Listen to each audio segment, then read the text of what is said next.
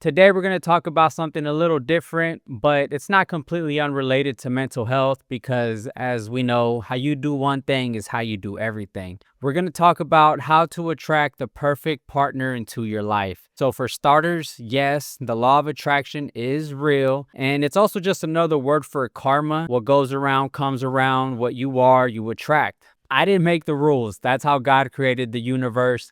I'm just trying to find my way to maneuver through them. What's the number one rule for attracting the perfect partner into your life? I always tell people that you must become the person you want to attract. I'm not saying if you're a male, you have to become a female. Obviously, that's impossible. What I'm saying is you have to embody the characteristics and the qualities that you're looking for in a partner. If you want a partner that is loyal, then you must be loyal. If you want a partner that is not promiscuous, then you can't be promiscuous. It just doesn't make logical sense. How are you going to expect to find a partner that has these certain qualities, yet those qualities don't live inside of you? So that first and foremost is the number one rule in attracting the perfect partner into your life. So if I may, I'll tell you a little story about myself and what I had to do, how I had to discipline myself in order to attract my wife, which we've been together for 14 years now, married 5. When I was 18, I made the decision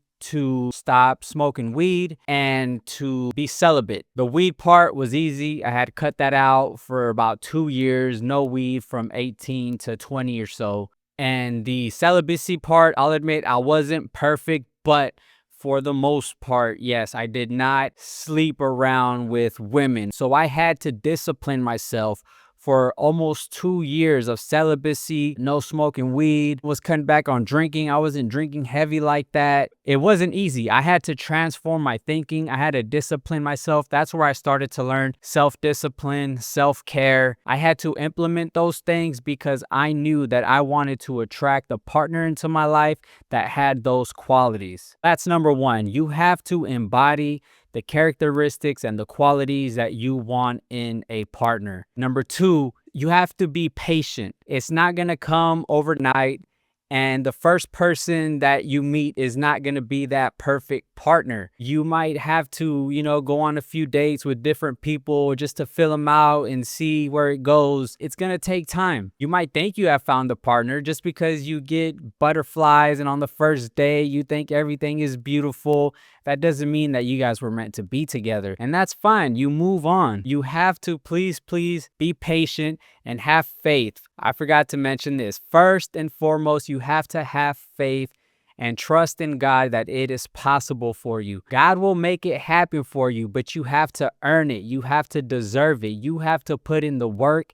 You have to discipline yourself. You must transform yourself first before you find that partner. And as you go on the journey, God will be there with you. God will be there for you, and God will give you what it is that you want. But you must be that thing first. Number three, you have to be yourself. And that might sound like I'm contradicting what I said in number one as far as embodying those characteristics. At first, it might seem like you're fake, but that's because you're beginning a transformation. Once you go on that journey of starting to embody those qualities that you want in another partner, you start to transform within. You start to get closer to yourself, closer to God, understanding yourself a little bit more. You just start to feel more free. You start to feel more like yourself. So you have to be yourself. Don't fake and don't be something that you think another person would find attractive.